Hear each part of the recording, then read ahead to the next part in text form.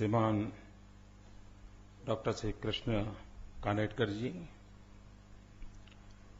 Doctor Ravindra Singh Pardeshi, मेरे साथी श्रीमान श्याम जाजू जी, उपस्थित सभी महानुभाव और सब नौजवान मित्रों, जो लोग इस सभागृह में नहीं पहुंच पाए हैं और जिन्हें दूर से ही इस कार्यक्रम को देखने का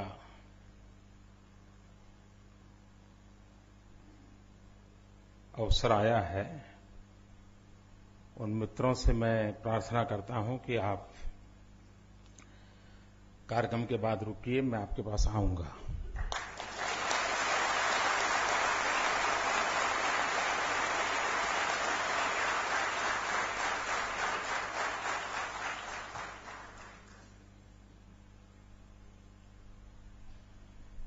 मैं श्रीमान विजय शिर्के जी परिवार को बहुत बहुत बधाई देता हूं। उन्होंने इस ऐतिहासिक स्थल को सुरक्षित और संवर्धन करने के लिए अपना परिवार का योगदान दिया और इस पवित्र कार्य को करने के लिए जिस महापुरुष, जिस परिवार ने योगदान किया, उनका सम्मान करने का मुझे सौभाग्य मिला। इसलिए मैं आप सबका बहुत आभारी हूं।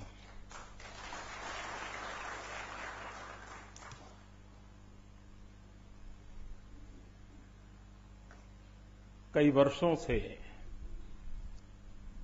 फर्ग्यूसन कॉलेज के संबंध में, यहां की शिक्षा प्रवृत्ति के संबंध में, और जब भी कुछ महापुरुषों के जीवन को पढ़ने का अवसर मिला तो अवश्य रूप से फर्ग्यूसन कॉलेज का उल्लेख आया। तो एक तो मन में था ही कि कभी न कभी इस पवित्र धरती की रज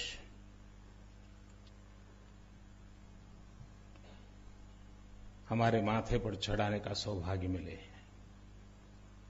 वो सौभाग्य आज मुझे मिला। वीर सावरकर जी जिस जगह पर रह करके स्वतंत्र देवी की उपासना करते थे अपने शिक्षा काल में, जहां से वो स्वतंत्रता का संदेश अपने साथियों को सुनाते थे, उस कक्ष में जाने का मुझे सौभाग्य मिला। भारत मां की उत्कृष्ट सेवा करने की तीव्रतम इच्छा के वाइब्रेशंस उस कक्ष में अनुभव किए।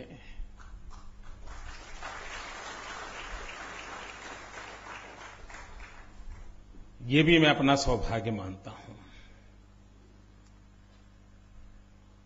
और जिस स्थान पर मैं अभी खड़ा हूं,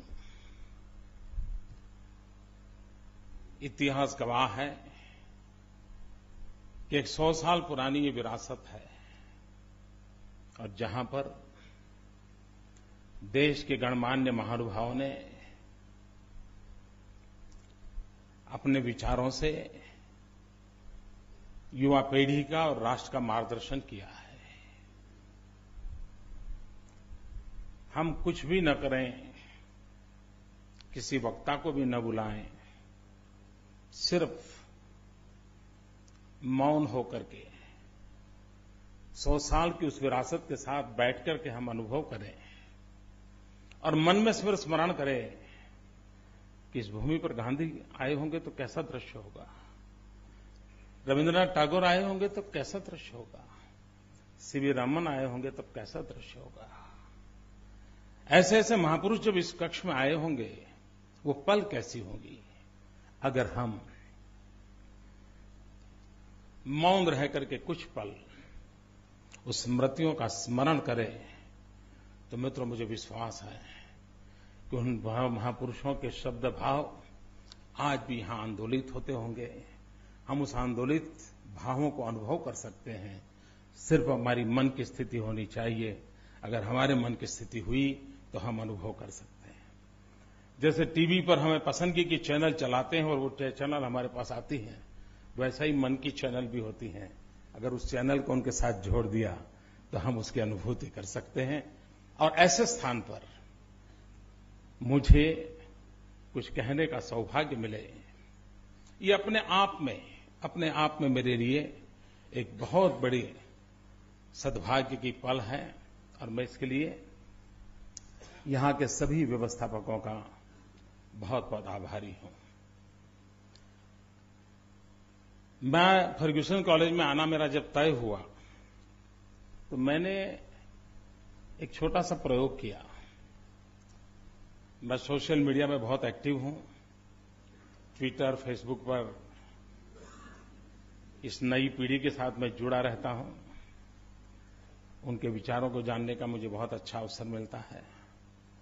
तो मैंने इस फर्ग्यूसन कॉलेज में आने से पहले फेसबुक पर एक रिक्वेस्ट लिखी थी। तो मैं फर्ग्यूसन कॉलेज जा रहा हूं, वहां से विद्यार्थी मित्रों से मिल रहा हूं, आपको क्या लगता है मुझे क्या कहना चाहिए?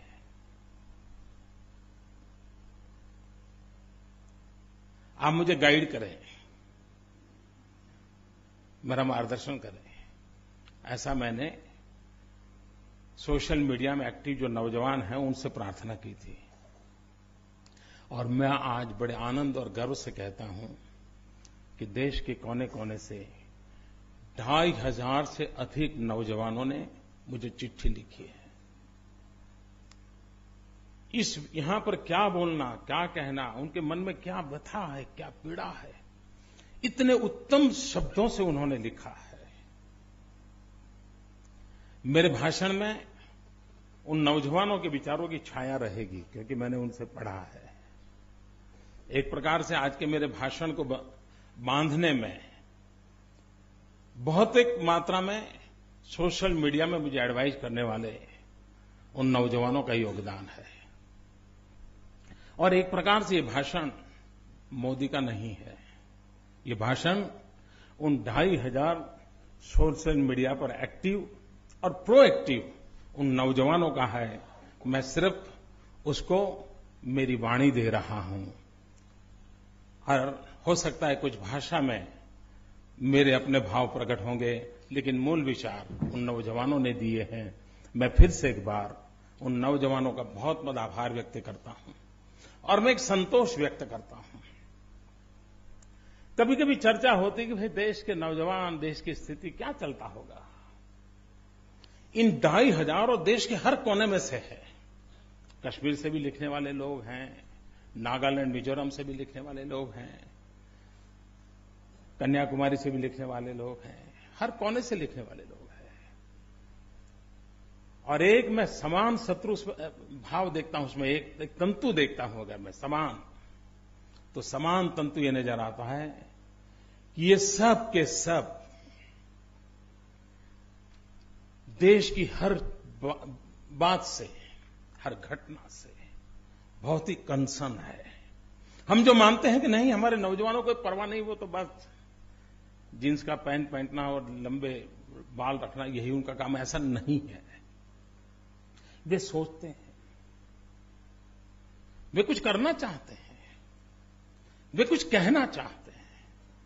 और ये मैंने आज ये फर्ग्यूसन कॉलेज के मेरे लेक्चर के माध्यम से जब ये अनुभव किया कि नौजवानों के दिल में क्या आग है, क्या स्पार्क है, क्या सपने हैं, कितना सामर्थ्य पड़ा है, कठिनाइयों के बावजूद भी कुछ करने का कितना उमंग और उत्साह है, ये मैंने अनुभव किया है। और जिस देश का नौजवान इतना सामर्थ्यवान हो, कुछ करने के लिए प्रतिबद्ध हो, उस देश का भविष्य कभी भी अंधकारमय नहीं हो सकता है। ये मैं आज इस पवित्र धरती से कहना चाहता हूं।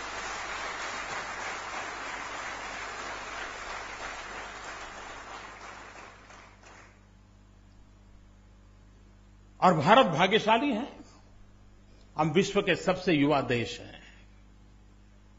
65% जनसंख्या हमारे देश की 35 से कम आयु की है।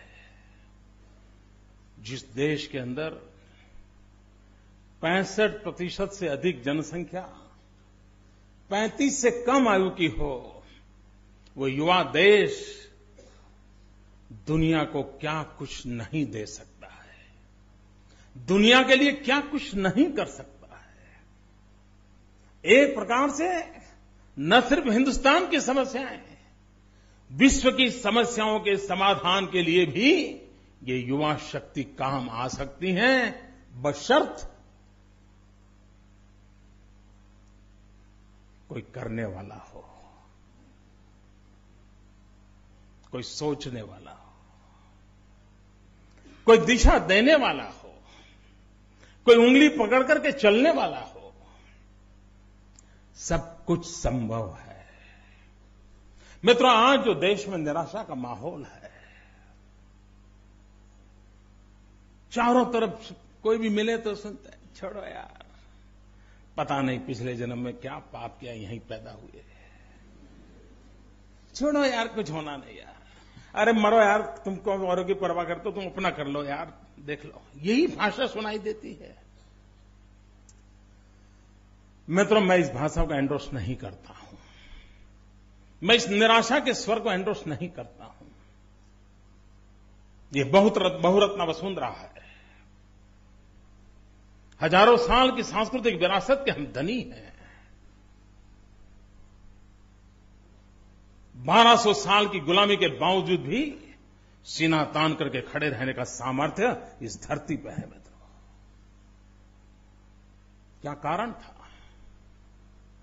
कि लोकमान्य तिलक ने अंग्रेज सल्तनत के उस समय ललकार किया था, स्वराज मेरा जन्मसिद्ध अधिकार है। वो कौन सा ताकत था, वो कौन सा आत्मविश्वास था? अगर गुलामी के उस कालखंड में भी उस समय के हमारे नेताओं में यह सामर्थ्य था, तो आज तो देश स्वतंत्र है। निराशा किस बात के लिए? और इसलिए मित्रों, देश में इस निराशा के माहौल से ऊपर उठना बहुत आवश्यक है। और ऐसा नहीं है कि सब कुछ डूब चुका है, आज भी बहुत कुछ अच्छा होने की संभावना है।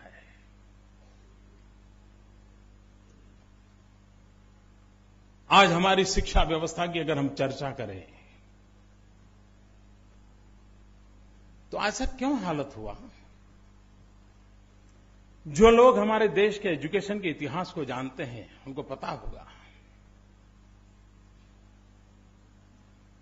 हजारों वर्ष से हमारी क्या परंपराएं थी, कितनी महान परंपराएं थी। मैं तो रिसर्च स्कॉलर से प्रार्थना करता हूं कि हमारी गुरुकुल की शिक्षा परंपरा और आज अमेरिका के मॉडर्न एजुकेशन की सिस्टम, दोनों को आधुनिक तराजू से तोल करके देखा जाए तो हमें ध्यान में आएगा कि जिस प्रकार से अमेरिकन एजुकेशन सिस्टम में व्यक्ति के भीतर की ताकत को उजागर करने के लिए एक प्रॉपर एनवायरनमेंट प्रोवाइड किया जाता है, उसकी रुचि, प्रकृति, प्रवृत्ति के अनुसार उसको विकसित होने का माहौल दिया जाता है, उसको फीड नहीं किया जाता है,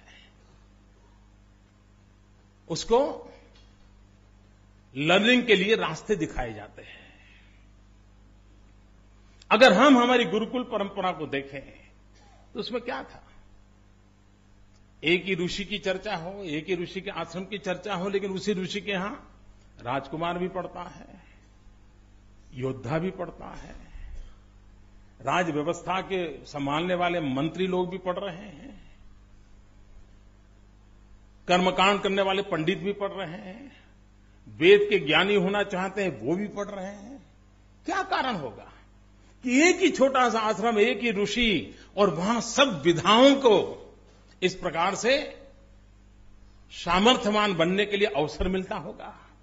उसी एक जगह से राजकुमार के नाते चाहिए वो शिक्षा दीक्षा लेकर के निकलता था, योद्धा के लिए जरूरी शिक्षा दीक्षा लेकर निकलता था, टीचर के लिए जरूरी, क्राफ्टमैन के लिए, पंडित के लिए। क्या कारण था? और आज उस पुरानी परंपराओं को देखें तो क्या हम सोच नहीं सकते कि हमारे पास बहुत कुछ था, हमने गंवा दिया। मित्रों, हमारा सपना होना चाहिए गुरुकुल से विश्वकुल तक यात्रा का। हम वो लोग हैं जिन्होंने उपनिषद से उपग्रह तक की यात्राएं की है। मित्रों, गुरुकुल से विश्वकुल तक सपने संजोए हैं, लेकिन फिर भी आज विश्व जब 21वीं सदी किसकी उस सवाल को पूछता है, तब हम सवाल या निशान के नीचे झुक करके खड़े हो जाते हैं। ये स्थिति कब तक? मित्रों, जो यूनिवर्सिटी के इतिहास को जानते हैं उनको मालूम होगा, हमारे यहां कॉन्वोकेशन का जो परंपरा है तो यूनिवर्सिटीज में है। सबसे पहला कॉन्वोकेशन, उसका उल्लेख तैत्रेयी उपनिषद में मिलता है। दुनिया में मानवजात के इतिहास में सबसे पहला कॉन्वोकेशन तैत्रेयी उपनिषद में दिखाया जाता है, जो कि हजारों साल पुरानी रचनाएं हैं। मित्रों, अगर यूनिवर्सिटी के अवेलेबल हिस्ट्री को देखा जाए तो कहा जाता है कि पूरी मानव संस्कृति की विकास यात्रा में यूनिवर्सिटी शिक्षा की उम्र कभी 2600 साल हुई है, 2600 ईयर्स। और मित्रों, आज मैं गर्व से कहता हूं 2600 साल की इस शिक्षा दीक्षा के यात्रा में 1600 साल तक 1800 साल तक उस पर एक चक्री शासन किसी का रहा है तो हिंदुस्तान के हमारे शिक्षकों का रहा है, हमारी शिक्षा प्रणाली का रहा है। बीच के 800 साल जो हमारे गुलामी के थे, उस समय हमने सब गंवा दिया और विश्व की शिक्षा प्रणालियों ने अपना सर ऊंचा किया। 1800 साल तक शिक्षा के क्षेत्र में सर्वमान्य व्यवस्था हमारे यहां थी। हम नालंदा और तक्षशिला के लिए सुनते हैं, हम वल्लभी के लिए सुनते हैं। वल्लभी गुजरात में था, नालंदा तक्षशिला पूर्व के हिस्से में थे, और दुनिया से लोग पढ़ने के लिए यहां आते थे। और वल्लभी तो एक ऐसी शिक्षा व्यवस्था थी कि जहां पर विद्यार्थियों की सुविधा के लिए लोथल में स्वतंत्र समुद्र किनारे पर पोर्ट बनाया गया था, और करीब 84 देश के लोग वहां आते थे समुद्र तट पे लोथल में, और वहीं से नजदीक में 50 किलोमीटर की दूरी पर वल्लभी में जाकर के पढ़ाई शिक्षा दीक्षा लेते थे। ये हमारा भव्य इतिहास रहा है। क्या हुआ मित्रों, देश आजाद होने के बाद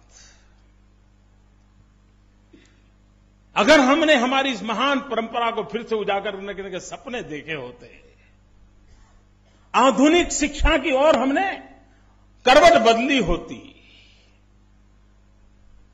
विश्व की आधुनिक शिक्षा को ग्राह्य करने का हमने सोचा होता, तो 60 साल के इतिहास में हम बहुत कुछ कर सकते थे। मित्रों, आज भी मित्रों देखिए, मैं इस पवित्र धरती पर से कोई राजनीतिक बयानबाजी करना नहीं चाहता हूं, लेकिन भारत के नागरिक के नाते आजाद हिंदुस्तान के समय में सारे हिंदुस्तान के सामान्य नागरिक की आशा आकांक्षाएं थी, क्या वो आशा आकांक्षाएं परिपूर्ण हुई है? मित्रों, शिक्षा वो हमारे लिए मैन मेकिंग मिशन था। आज शिक्षा मनी मेकिंग मशीन बन गया है। क्यों? कौन जिम्मेवार है? मैन मेकिंग मशीन से हम मनी मेकिंग मशीन की ओर चल पड़े हैं। मित्रों, ये गिरावट कैसे आई? क्या ये हमारे पूर्वजों ने हमें दिया था? ये हमारी परंपराएं थी? उस परंपराओं के सामने किसी ने तो खड़े होने की आवश्यकता है मित्रों। और मैं निराश नहीं हूं। ये स्थितियां भी बदली जा सकती है, स्थितियों को ठीक किया जा सकता है, लेकिन इसके लिए आपके पास विजन चाहिए। आप कल्पना करें मित्रों, आज भी श्रेष्ठ शिक्षा संस्थानों की जब चर्चा होती है तो किसकी होती है? फर्ग्यूसन कॉलेज की होती है, शांति निकेतन की होती है, मालवीय जी द्वारा प्रारंभ की हुई हिंदू बनारस हिंदू यूनिवर्सिटी की होती है, बीट पिलाने की होती है। इसमें कहीं सरकार है क्या? कहीं सरकार नजर आती है क्या? महात्मा गांधी जी द्वारा प्रारंभ किया गया वो विद्यापीठ तरफ नजर जाता है, गुजरात विद्यापीठ पर। कहने का तात्पर्य यह है मित्रों कि आजादी के पहले देश गुलाम था, तब भी हमारे इन महापुरुषों ने शिक्षा का महत्व समझा और समझ करके जिन संस्थानों को जन्म दिया था, किसी की उम्र 100 हुई होगी, किसी की 80 हुई होगी, किसी की 100 से ऊपर हुई होगी, इन सब में किसी न किसी महापुरुष का योगदान है, शासन व्यवस्था का योगदान नहीं है मित्रों। कि आजादी के बाद कोई ऐसी चीज नहीं कर सकते थे कि जिसके कारण पूरे विश्व के अंदर हम गर्व से कहें कि हां भाई, शिक्षा के क्षेत्र में हम ये काम कर रहे हैं। ये नहीं हुआ मित्रों। मैंने खुद तो उस गैजेट को स्टडी नहीं किया, लेकिन मुझे किसी ने के भाषण में मैंने बहुत सालों पर सुना था। 1835 के गैजेट्स कहते हैं, 1835 कहते कि उस समय बंगाल 100% लिटरेट था 1835 में। आज क्यों ऐसा हुआ? क्या आजादी के बाद उन सपनों को पूरा न कर पाए? मित्र, आप देखिए केरल में, केरल आज शिक्षा के क्षेत्र में हर गांव में शिक्षा पहुंचाने में सफल हुआ है। पूरे देश में केरल में एक बहुत अच्छा काम है, लेकिन उसकी बारीकी में जाएं तो ध्यान में आता है कि सरकारों का योगदान नहीं है। शिवगिरी मठ के नारायण गुरु महाराज हो गए 100 साल से अधिक समय के पहले। पिछड़ी जाति में पैदा हुए थे, लेकिन उन्होंने एक मंत्र लिया था कि मुझे केरल के हर मछुआरे को शिक्षित करना है, हर गरीब को शिक्षित करना है, और उसका परिणाम ही आया। 100 साल पहले एक नींव डाली गई। आज केरल शिक्षा के दिशा में समग्र देश के लिए एक प्रेरक उदाहरण बन के बैठा है। योगदान किसी का? शिवगिरी मठ के नारायण गुरु स्वामी का, जिन्होंने अपना जीवन इस काम के लिए खपाया था। कहने का मेरा तात्पर्य यह है मित्रों कि व्यक्तिगत तौर पर आजादी के पूर्व से हमारे कई महापुरुषों ने योगदान दिया, उसके कारण हम टिके हुए हैं। काश अच्छा होता।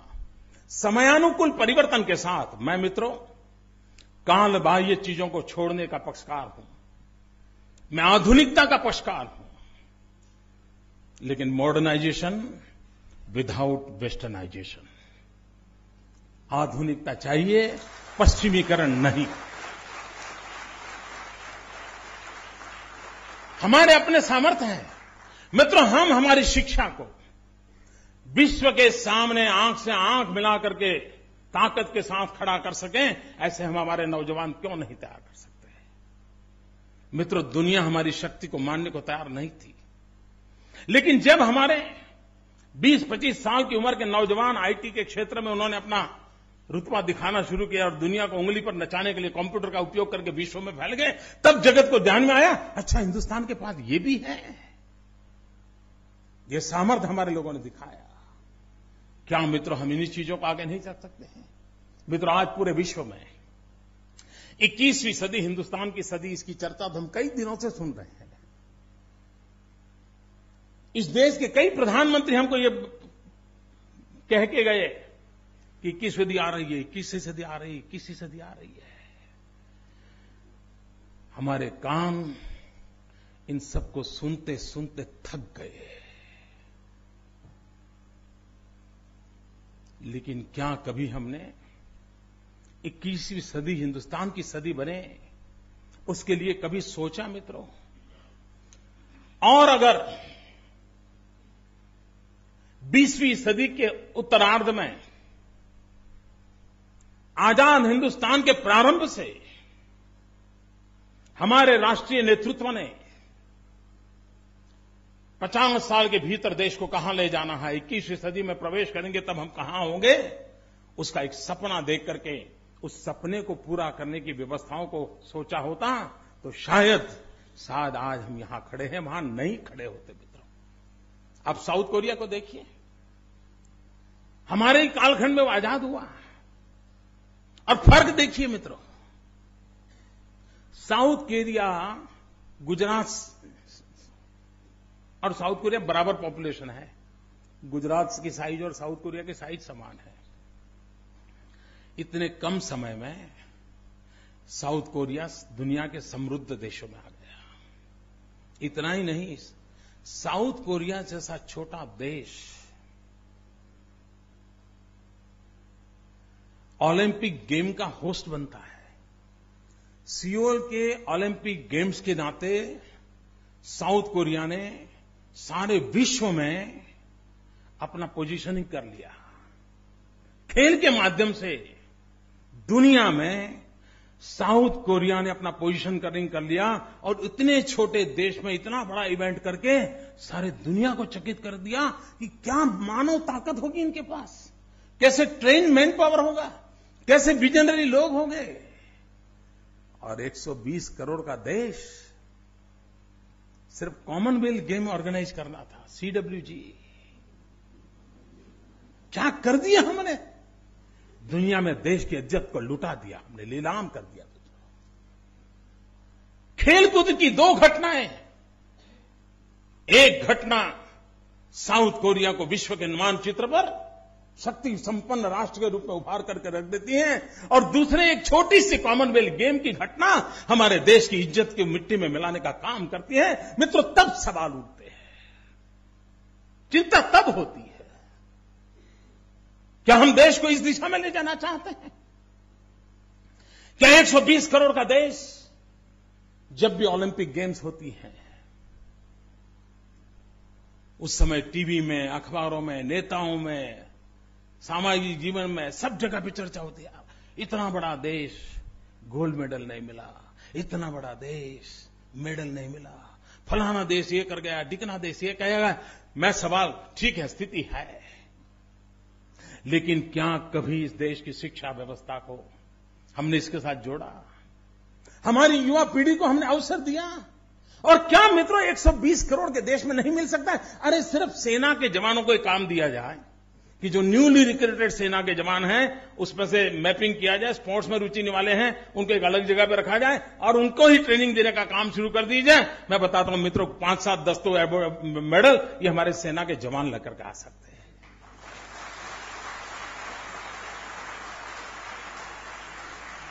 सोच जो ये मित्रों, सोच चाहिए, सोच। और फिर सर पे सर हाथ पटक के बैठे रहना, नहीं हुआ, कुछ नहीं हुआ, और फिर एक आध दो को नसीब आ गया तो उसी को सीना तान करके घूमते रहना। मित्रों, राष्ट्र ऐसे नहीं चलते हैं। और इसलिए जब नेशन बिल्डिंग की बात आती है तब ह्यूमन रिसोर्स डेवलपमेंट ये उसकी सबसे बड़ी पहली आवश्यकता होती है। मित्रों, सरकार बजट करती है, क्या करती है? यूनिवर्सिटी बिल्डिंग बनाती है।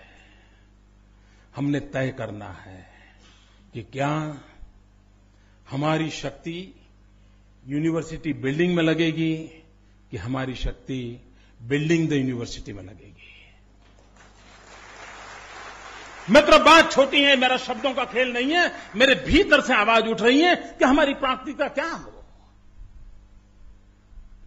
क्या हमारी प्रायोरिटी बिल्डिंग द यूनिवर्सिटी होनी चाहिए कि नहीं होनी चाहिए? कि यूनिवर्सिटी की बिल्डिंग हमारी प्रायोरिटी होनी चाहिए। यूनिवर्सिटी बिल्डिंग बनाने में बड़ा इंटरेस्ट होता है क्योंकि टेंडर होता है।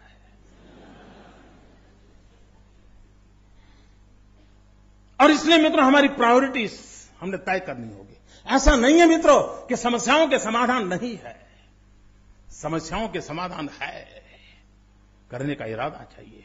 मित्रों, आप चाइना की तरफ देखिए, ये बात सही है कि पिछले 30-40 साल से एक बात की लगातार चर्चा चल रही है कि 21वीं सदी किसकी? तो लोग कहते हैं एशिया की, फिर कहते हैं 21वीं सदी किसकी? तो कोई कहता है चाइना की, कोई कहता है हिंदुस्तान की। और इसमें ज्यादा मतभेद नहीं है। अब पश्चिम के हाथ में कुछ रहने वाला नहीं है, ये सर्वसम्मति बन चुकी है।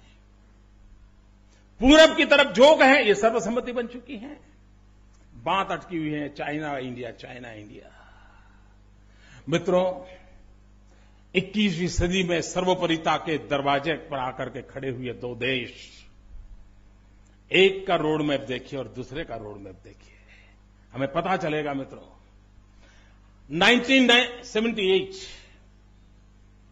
चाइना ने तय किया कि हमने ह्यूमन रिसोर्स डेवलपमेंट पे बल देना है। तो चाइना ने क्या किया, एक कमीशन बिठाया और उस देश की प्रायोरिटी तय की। कौन सी प्रमुख चीजें हैं जिस पर हमने बल देना है। एग्रीकल्चर को छांटा, एजुकेशन, साइंस एंड टेक्नोलॉजी को छांटा, इकोनॉमिकल एक्टिविटी को छांटा, सिक्योरिटी एंड डिफेंस को छांटा।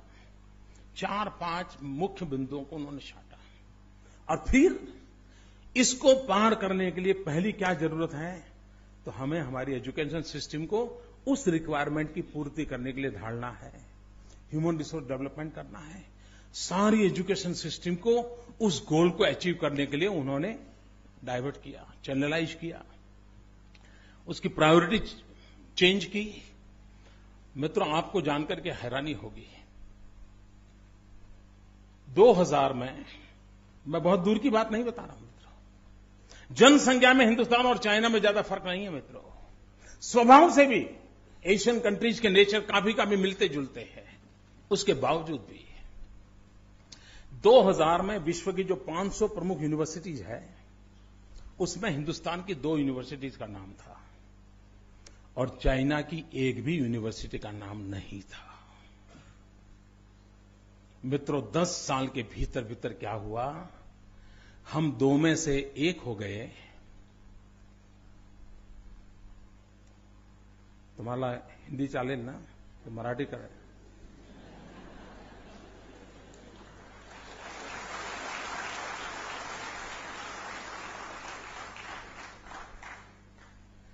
मित्रों, मुझे बताइए कि हिंदुस्तान 2000 में विश्व की 500 यूनिवर्सिटी में हम 2 थे, 1 हो गए।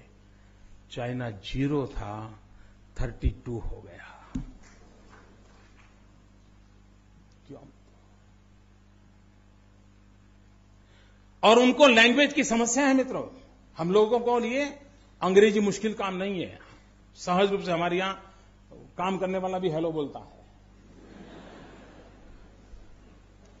हमारे लिए वो कोई मुश्किल काम नहीं है। उसके बावजूद भी ये स्थिति क्यों बनी? चाइना ने मित्रों अपने एजुकेशन के लिए जो रोड मैप बनाया है, मैं तो चाहूंगा कि फर्ग्यूसन कॉलेज के कुछ स्टूडेंट उसको अध्ययन करके नौजवानों के सामने रखे। कैसे किया है उन्होंने? मित्रों, उन्होंने अपने बजट में से 20% जीडीपी का 20% उन्होंने उसके बाद शिक्षा को प्रायोरिटी दी। हमारे देश ने 7% का सपना देखा, 4% पर अटक गए। अब बताइए मुझे, अगर हमें नेशन बिल्डिंग करना है तो ह्यूमन बिल्डिंग की जरूरत है। अगर हमारी मानव संसाधनों का विकास करना है तो उसके लिए इंफ्रास्ट्रक्चर की जरूरत है, व्यवस्थाओं की जरूरत है। विश्व भर में फैले हुए हमारे भारतीय भाई बहन दुनिया के अनेक यूनिवर्सिटी में नाम कमाते हैं मित्रों, बहुत बड़ा कंट्रीब्यूशन कर रहे हैं, लेकिन हमें कभी सोचता नहीं है कि हम उनको कभी वापस लाएं। मित्रों, आपको जानकर के हैरानी होगी, पीएचडी हमारे यहां पहले कोई 50-55 हजार डॉक्टरेट्स थे। उस समय चाइना के पास शायद 6000 थे। आज मित्रों चाइना 70-80 हजार को क्रॉस कर गया है और हम जहां थे वहां से पीछे हट गए। इतना ही नहीं मित्रों, अमेरिका में देखिए एक व्यवस्था है। अमेरिका में ये व्यवस्था है कि यूनिवर्सिटीज रिसर्च करती हैं, लेकिन वो सिर्फ पीएचडी लिखने के लिए या डॉक्टर लिखने के लिए रिसर्च नहीं होती है।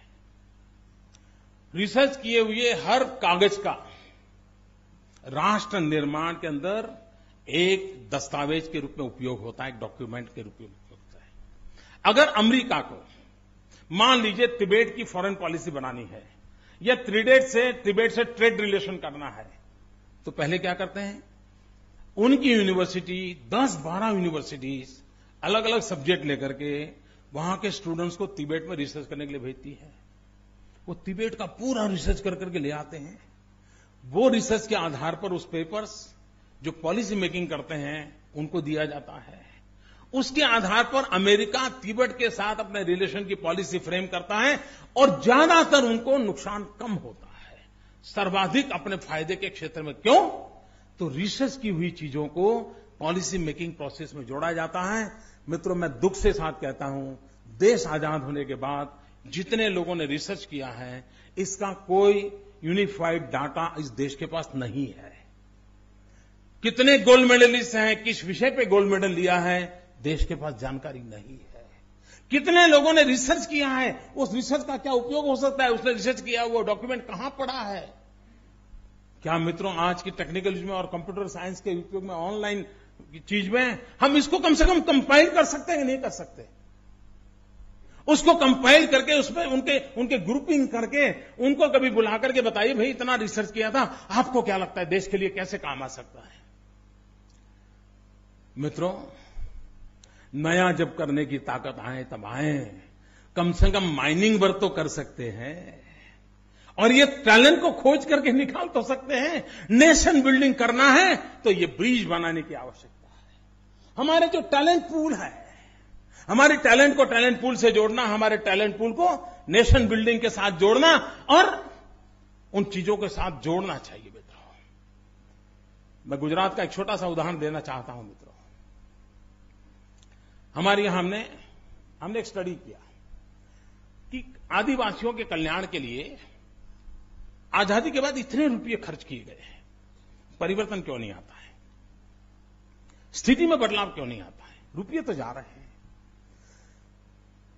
उस सारी चीजों को स्टडी किया। उसके बाद हमने हमारे कुछ यूनिवर्सिटीज ने ट्राइबल के संबंध में भिन्न भिन्न प्रकार की रिसर्च किए थे।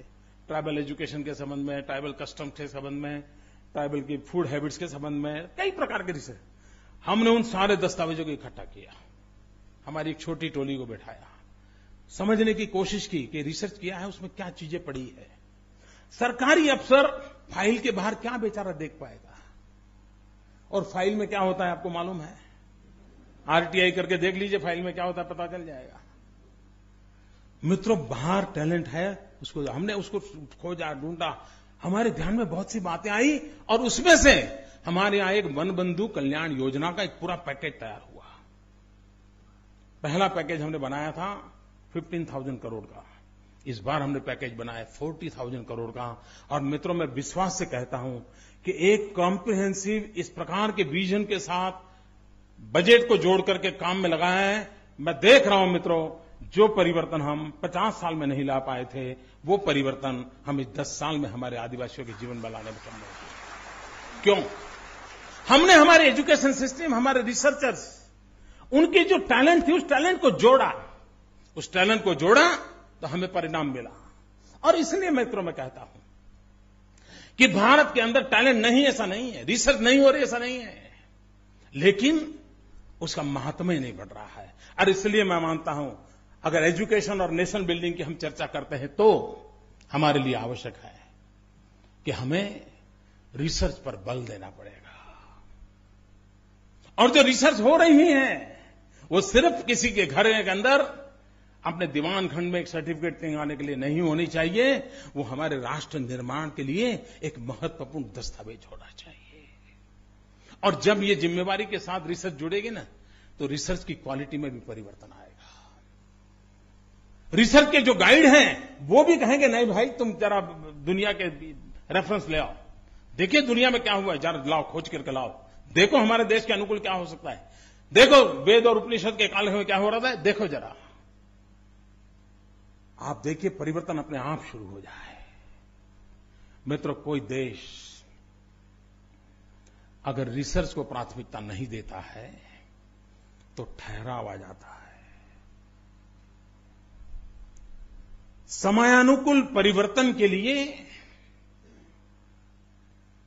निरंतर खोज, निरंतर नए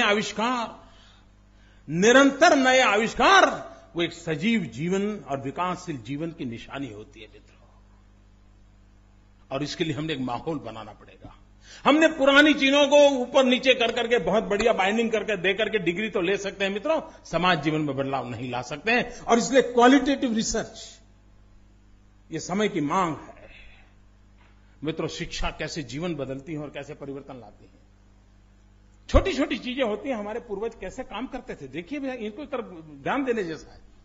आज आप जानते होंगे, हिंदुस्तान में फार्मास्यूटिकल इंडस्ट्री, दवाइयां बनाने वाली कंपनियां, हिंदुस्तान में सर्वाधिक दवाइयां बनाने वाली कंपनियां गुजरात में है। शायद हिंदुस्तान का 45% दवाइयां उपलब्ध कराने का काम ये हमारे यहां दवाई की कंपनियां कर रही है। और जो गुजरात के बाहर है, उसमें भी ज्यादा गुजराती है जो दवाइयां बनाते हैं। बोले कंपनी उसकी कहीं पर भी होगी, लेकिन है गुजराती, ज्यादातर गुजराती। क्यों? मैं यहां गुजराती की बात करने नहीं आया। मैं उस बात पे ध्यान देना चाहता हूं कि हिंदुस्तान में सबसे पहली फार्मेसी कॉलेज का जन्म उस समय के जो दीर्घदृष्टा लोग थे, ऐसे लोगों ने, सरकार ने नहीं, माफ करना मुझे, सरकार ने नहीं, उन नागरिकों ने एक फार्मेसी कॉलेज को शुरू किया 50-60 साल पहले। उस फार्मेसी कॉलेज में बच्चे पढ़ने लगे और उसमें से मित्रों फार्मास्यूटिकल इंडस्ट्री को बल मिला और उस एक कॉलेज को जन्म दिया था। आज वो पूरे हिंदुस्तान की बीमारी को दूर करने का काम करने वाला एक बहुत बड़ा हब बन चुका है। मित्रों, एक छोटी सी एजुकेशनल सिस्टम कितना बड़ा परिवर्तन ला सकती है, इसका उदाहरण है मित्रों। अब देखिए मित्रों, हमारे देश में इन दिनों कभी आप देश के डिफेंस और सिक्योरिटी फोर्सेस की चर्चा अगर सुनते होंगे, उसके आर्टिकल पढ़ते होंगे, तो आपको ध्यान में आता होगा। समय कितना है जी?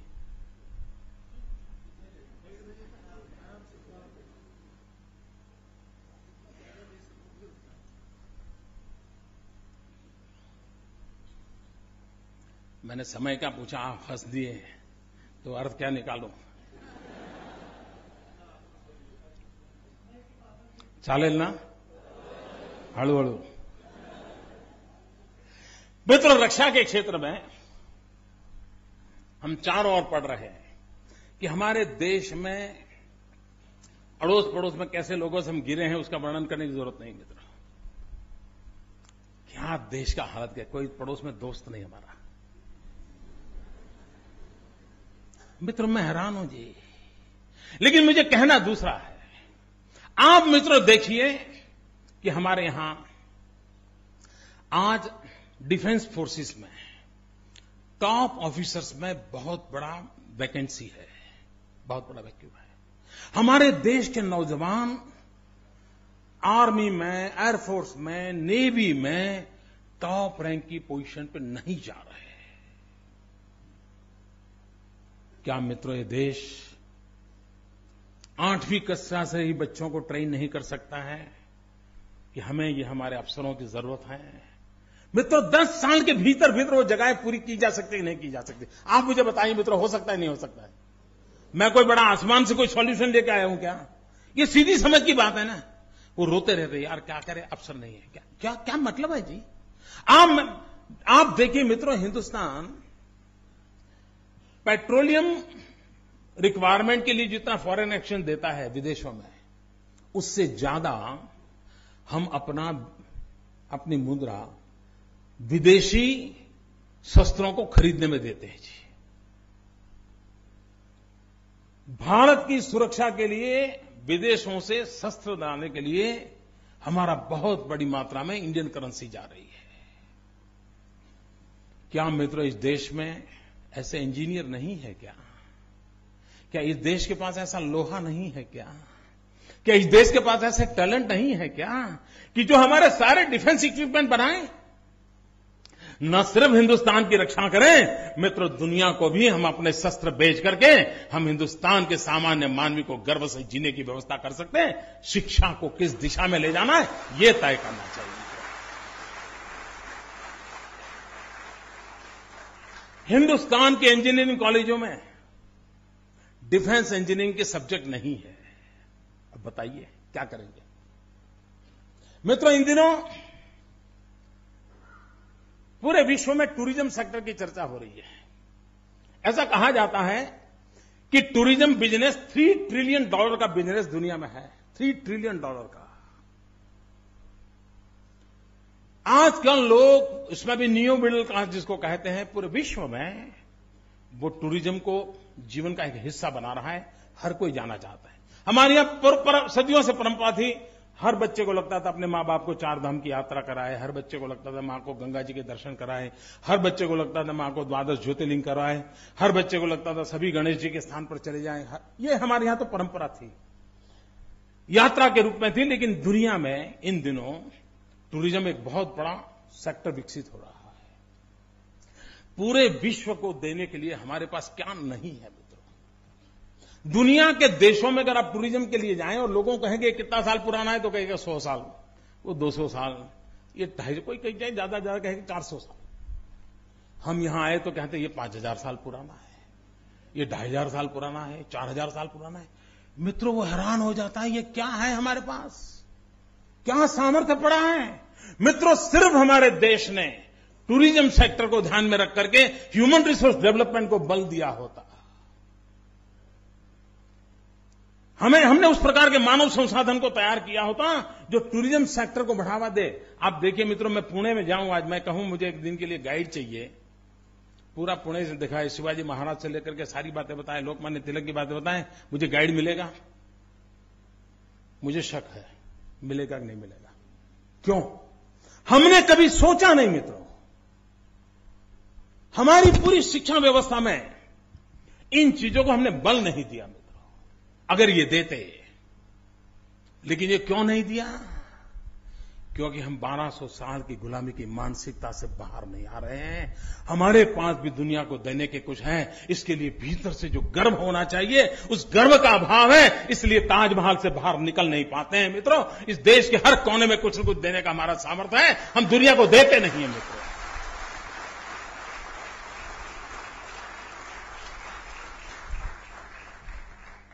ताजमहल पूरे विश्व में इतनी हमारी अमानत के रूप में प्रचलित हुआ है।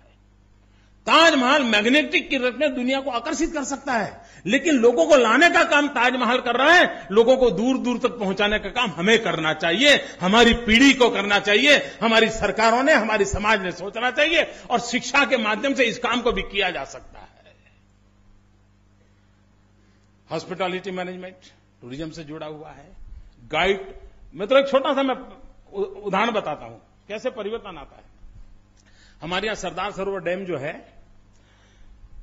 जो ट्राइबल बेल्ट के अंदर है, नर्मदा जिले के पास, और पता नहीं पहले क्या नियम थे मित्रों, यानी कैसी स्थगितता होती है, वहां पर किसी को एंट्री नहीं हुआ करती थी, नो एंट्री। दूसरा होता यहां फोटो निकालने की मना है।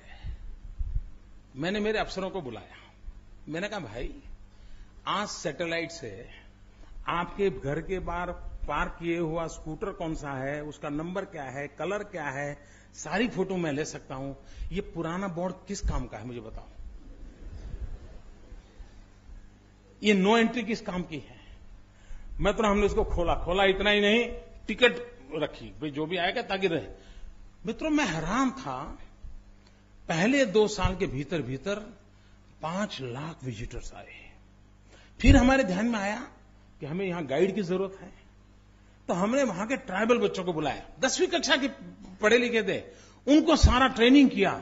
और मित्रों वो धीरे धीरे करके 2-3 लैंग्वेजेज में विथ फैक्ट्स एंड फिगर, कोई भी आता था उनको पूरा अपना एक छोटी सी लकड़ी हाथ में रख करके बड़े ढंग से यूनिफॉर्म पहन करके उनको दिखाते हैं कि इतनी सीमेंट लगा है, इतना लोहा लगा है, इस तारीख को शिलान्यास हुआ था, ऐसा हुआ। मित्रों वो उनका इतना कॉन्फिडेंस लेवल बढ़ गया है। मित्रों चीज छोटी है, सवाल है कि क्या हम इस देश में इन चीजों को बदलाव ला सकते हैं, नहीं ला सकते? मित्रों लाया जा सकता है। अगर हम इन चीजों पे कोशिश करें तो हम स्थितियों को बदल सकते हैं। लेकिन मित्रों देश का दुर्भाग्य है कि हम मानव संसाधन पर हम बल नहीं दे रहे हैं। आज हमारे देश का कृषि विकास दर 2%, 3% के बीच रहता है। हम बचपन से पढ़ते हैं भारत कृषि प्रधान देश है, ठीक है ना? जागते रहो, ठीक है ना? लेकिन टीवी पर देखते हैं तो क्या लगता है? भारत साबु प्रधान देश है। हम साबु का ही उत्पादन कर रहे हैं। इस क्वालिटी का सोप, इस क्वालिटी का सोप, यही मित्रों, मैं हैरान मित्रों, क्यों ना हमारी एग्रीकल्चर यूनिवर्सिटीज दुनिया के अंदर एग्री टेक्नोलॉजी को लेकर के हम हमारे किसानों को, हमारे नौजवानों को क्यों तैयार न करें। हमने हमारे किसानों को उसके भाग्य पर छोड़ दिया है।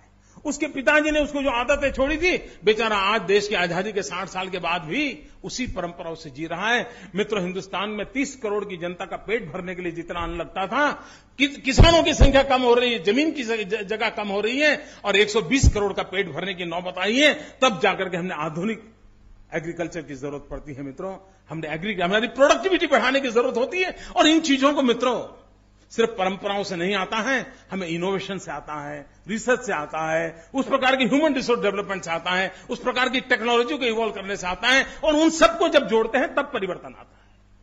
मित्रों, दुर्भाग्य है देश का कि इन बातों की ओर हमारा ध्यान नहीं है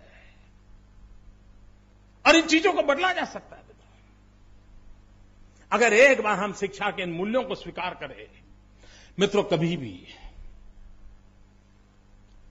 हमने एक काम अभी शुरू किया है,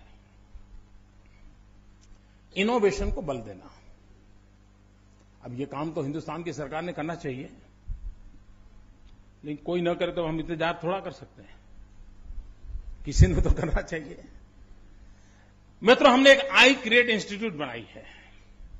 आई क्रिएट इंस्टीट्यूट में हमने हिंदुस्तान के किसी भी कोने से कोई भी व्यक्ति, कोई भी नौजवान, इवन स्कूल का बच्चा भी, उसके अंदर स्पार्क है, इनोवेशन करना चाहता है, टेक्निकल कोई सॉल्यूशन देना चाहता है, तो हम इंक्यूबेशन सेंटर बनाए, world class incubation centre I create. और उस आई क्रिएट में हम अभी उसका कंस्ट्रक्शन काम चल रहा है और उसके अंदर हम ऐसे नौजवानों को ला करके उनको पूरा एनवायरनमेंट देने वाले हैं, वो अपने टैलेंट का भरपूर उपयोग करें और देश और दुनिया को कुछ दे। मैंने नारायण मूर्ति से प्रार्थना की, मैंने कहा ये सपना है हमारा, सरकार पैसे देने के लिए तैयार है, लेकिन मैं इसको सरकार के पास रखना नहीं चाहता हूं। मित्रों, ये बहुत बड़ा फर्क है हमारे में, औरों में फर्क है। और लोग पावर में इंटरेस्टेड हैं, हम एम्पावर की प्रायोरिटी रखते हैं।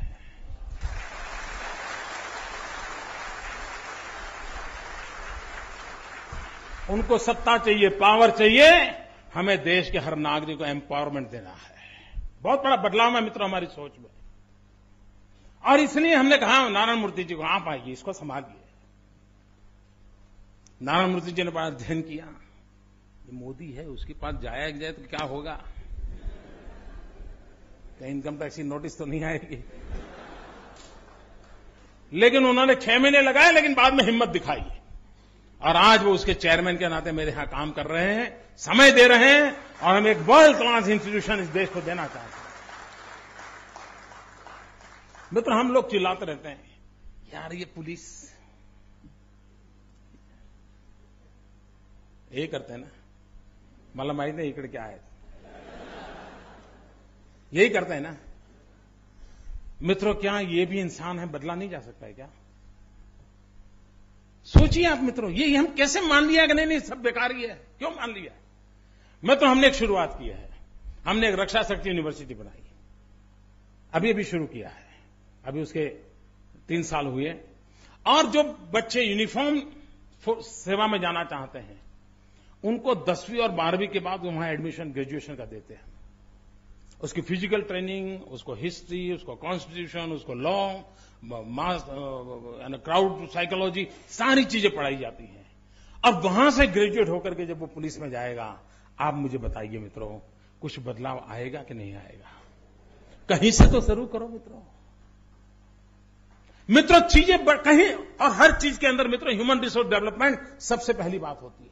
मित्रों, आज हम चर्चा कर रहे हैं साइबर क्राइम की, चारों तरफ हल्ला मचाए कि हॉलैंड में बैठा हुआ एक बच्चा अपनी कंप्यूटर की उंगलियां घुमा करके आपकी पूरी बैंक में से चोरी करके माल ले जा सकता है। ये ताकत है आज साइबर क्राइम की। मित्रों, हम रोते बैठेंगे क्या? और हमारी जो पुलिस जिस प्रकार से उसकी ट्रेनिंग हुई है, उसके माध्यम से हम साइबर क्राइम को सॉल्व कर पाएंगे क्या? हमने उसके लिए काम करना पड़ेगा। और मित्रों, आज मैं गर्व के साथ आपके सामने कहता हूं, Gujarat is the first state in the world, दुनिया में हम पहले हैं जिसने फॉरेंसिक साइंस यूनिवर्सिटी प्रारंभ की है।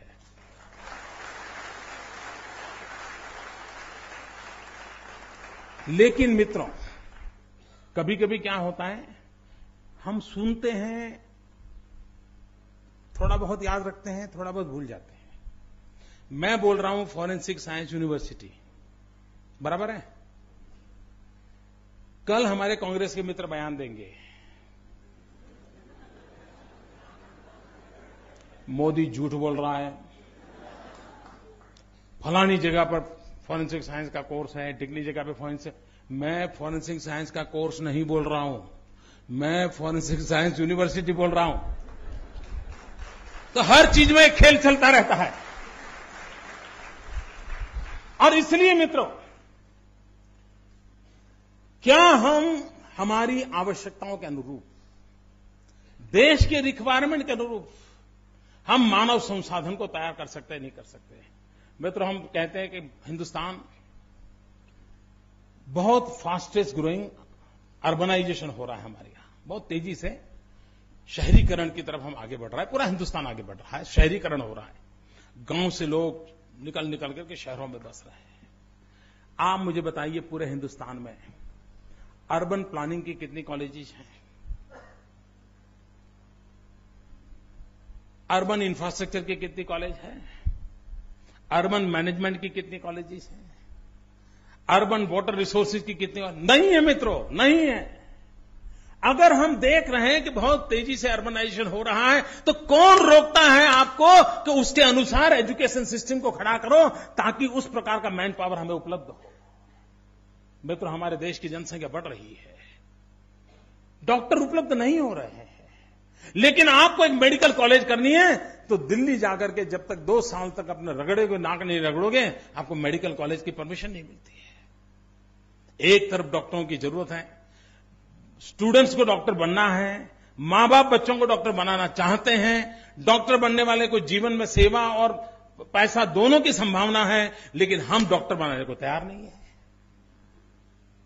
और इसलिए कोई रशिया जाना रहा है पढ़ने के लिए, कोई चाइना जा रहा है। मित्रों, आज हिंदुस्तान का कोई जिला ऐसा नहीं होगा जिसके बच्चे चाइना या रशिया में मेडिकल कॉलेज के लिए गए न हो। वो अरबों खरबों डॉलर हमारी हिंदुस्तान की करेंसी जा रही है, लेकिन हम एक होलिस्टिक अप्रोच लेकर के हिंदुस्तान के हर गांव को डॉक्टर मिले, इस प्रकार का मास स्केल पर डॉक्टरों के एजुकेशन के लिए क्यों न आगे बढ़े। मित्रों, राष्ट्र को कहां ले जाना है, एक समस्याओं का समाधान कैसे करना है और दूसरा नई ऊंचाइयों को कैसे पार करना है, उसके विजन के साथ ह्यूमन रिसोर्स डेवलपमेंट को अगर हम बल देते हैं तो बाकी संसाधन खड़े करने की ताकत उस व्यक्ति में होती है। आप मुझे बताइए बात, यहां कोई भी व्यक्ति होगा, मैं एक सवाल पूछता हूं,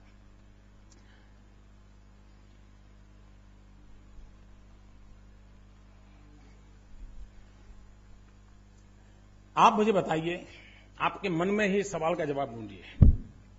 आपको कोई पूछे कि आपके जीवन की सबसे महत्वपूर्ण इच्छा क्या है, अब मन में जवाब सोचिए।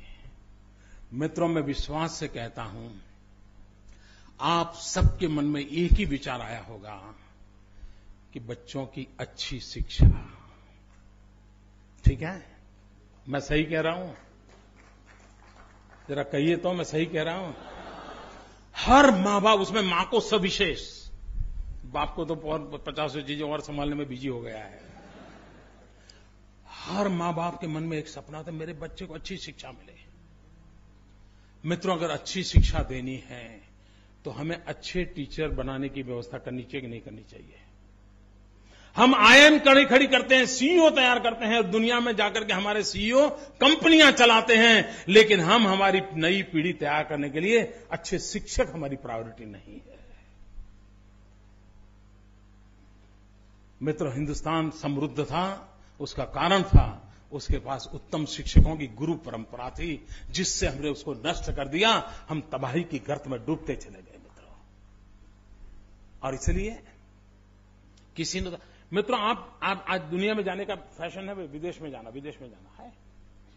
उसमें भी हम तय कर सकते हैं कहां जाना। आज पूरे विश्व को मिलियंस ऑफ मिलियन टीचर्स की जरूरत है, मिलियंस ऑफ मिलियन नर्सेस की जरूरत है। दुनिया को मैथ साइंस के टीचर नहीं मिल रहे हैं। क्या हम टीचर एक्सपोर्ट करने का सपना नहीं देख सकते हैं? जिस देश में 65% यंग पॉपुलेशन हो, 35 से नीचे हो, पूरे विश्व में मित्रों हम टीचर भेज सकते हैं कि नहीं भेज सकते हैं? और मित्रों, एक व्यापारी विदेश जाता है, एक प्रोफेशनल विदेश जाता है, तो डॉलर पाउंड तो कमा लेता है, लेकिन अगर एक टीचर विदेश जाता है तो उस देश की पूरी पीढ़ी को कब्जा कर लेता है। अगर आपका ग्लोबल विजन हो, मित्रों, हर विश्व के कोने में हिंदुस्तान का शिक्षक क्यों न हो, और हमारा शिक्षक जाएगा तो सिर्फ मैथ्स और साइंस लेकर नहीं जाएगा, वो हमारे इथोस को लेकर जाएगा, हमारे कल्चर को लेकर जाएगा, दुनिया को परिचित कराएगा। लेकिन सपना तो चाहिए। मित्रों, हमने छोटा काम शुरू किया है। We are first in India. हमने Indian Institute of Teachers Education एक यूनिवर्सिटी शुरू की है, जिसमें 12th के बाद ही अगर आपका एप्टीट्यूड टीचर बनना है तो आपको ग्रेजुएट होने की जरूरत है। आप वहां आइए। आपका टीचिंग प्रोफेशन में ही ग्रेजुएशन होगा, पोस्ट ग्रेजुएशन भी वहीं होगा, 5 साल का कोर्स होगा। और मैं मित्रों सपना देख रहा हूं, जिस प्रकार से आईआईएम के अंदर कैंपस इंटरव्यू करके 2 करोड़ 3 करोड़ के पैकेज से सीईओ उठाए जाते हैं, वो दिन दूर नहीं होगा जब कैंपस इंटरव्यू करके करोड़ों रुपया दे करके टीचर्स को मांग बढ़ेगी। वो स्थिति मुझे पैदा करनी है।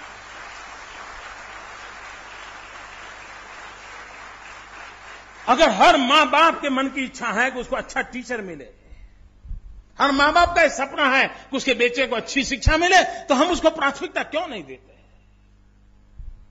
मित्रों, मैं तो हैरान हूं। आज हम ग्लोबल इकोनॉमी की बात करते हैं, विश्व व्यापार की चर्चा करते हैं। विश्व व्यापार में सबसे बड़ी ताकत लगती है आपका सामुद्रिक व्यापार की। हमारे पास 2/3 हिंदुस्तान भाग्यवान है, 2/3 हमारा कोस्टल एरिया है हिंदुस्तान का। अगर कोस्टल एरिया है और विश्व व्यापार हमको करना है मित्रों, एक सिंगापुर इतना छोटा सा, उसके समुद्री तट से जितना विश्व व्यापार होता है, उसकी तुलना में इतना बड़ा हिंदुस्तान हम कहीं नहीं है दोस्तों। कारण मित्र, हमारे देश में मरीन इंजीनियरिंग, पोर्ट मैनेजमेंट, इन सारे विषयों का कोई एजुकेशन व्यवस्थाएं बहुत कम मात्रा में है। अगर 2/3 समुद्री तट है, पूरा विश्व व्यापार एक हो रहा है, पूरे विश्व के अंदर इस इंफ्रास्ट्रक्चर का महत्व बढ़ने वाला है, तो क्यों न marine engineering, port management, port से लेकर के समुद्रिक व्यापार से लेकर लेने वाले सारे प्रोफेशनल एजुकेशन को हम क्यों बल न दें? अगर हम ये करते हैं तो मित्रों, क्या हमारे नौजवान बेरोजगार रहेंगे क्या? और मित्रों, मुझे गर्व से कहना है, भारत सरकार कहती है कि पूरे हिंदुस्तान में कोई एक राज्य है जहां बेरोजगारी कम से कम है, उस राज्य का नाम गुजरात है दोस्तों। क्यों? किस प्रकार की विकास की आवश्यकता है, उसके अनुरूप अगर आप डेवलपमेंट करते हो तो परिवर्तन आता है। मेरे यहां कोई भी इंडस्ट्री आती है तो मैं उसको पहले पूछता हूं तो आपको ह्यूमन रिसोर्स किस प्रकार की रिक्वायरमेंट है बताइए। वो कहते हैं मैं ऐसे लोग लगेंगे। मैं कहता हूं पहले वहां कॉलेज चालू करो, आईटीआई चालू करो, फिर बाद में तुम्हारा इंडस्ट्री चालू होगा। वहां के उस इलाके के बच्चों को आईटीआई पढ़ाओ, 1 साल 1.5 साल का कोर्स कराओ, और फिर तुम्हारे यहां उसको जो इस प्रकार के लोग चाहिए वो करो। मित्रों, हम एक पब्लिक प्राइवेट पार्टनरशिप मॉडल को लेकर चलते हैं ताकि उस इलाके के नौजवानों को तुरंत रोजगार मिल जाए, उनको चाहिए वैसा स्किल मिल जाए। और मित्रों, हिंदुस्तान को अगर आगे बढ़ना है तो स्किल डेवलपमेंट पे बल देना पड़ेगा। आप लोगों ने अभी ओबामा जब दोबारा प्रेसिडेंट बने तो उन्होंने उनका जो भाषण है वो सुनने जैसा है। ओबामा अमेरिका जैसा समृद्ध देश का प्रेसिडेंट भी दुनिया के सामने विषय रखता है कि हमें सबसे पहली प्रायोरिटी देनी है स्किल डेवलपमेंट की। मित्रों, हमारे पास 65% नौजवान हैं, उनके पास 2-2 भुजाएं हैं मित्रों, लेकिन उसके हाथ में हुनर नहीं है, उसके हाथ में एक सर्टिफिकेट है। और ये दिल्ली में ऐसी सरकार है जिसको लगता है कि सर्टिफिकेट आ गया ना सब आ गया। फूड सिक्योरिटी बिल आ गया, मतलब आपकी थाली में खाना आ गया। यही चल रहा है मित्र। यही चल रहा है। और इसलिए मित्रों, हमारे देश में स्किल डेवलपमेंट को बहुत बल देने की आवश्यकता है। और जितना प्राधान्य हम स्किल डेवलपमेंट को देंगे, हमारे नौजवानों को कोई न कोई हुनर सिखाएंगे। और मित्रों, वो समय नहीं आज हमारा नौजवान कोई भी काम करने के लिए तैयार है, उसको कोई संकोच नहीं है। मित्रों, मैंने देखा है। थोड़ा हम उन पर भरोसा करें, उन पर विश्वास करें, उनमें उनके अंदर विश्वास पैदा करें, हम स्थितियों को बदल सकते हैं।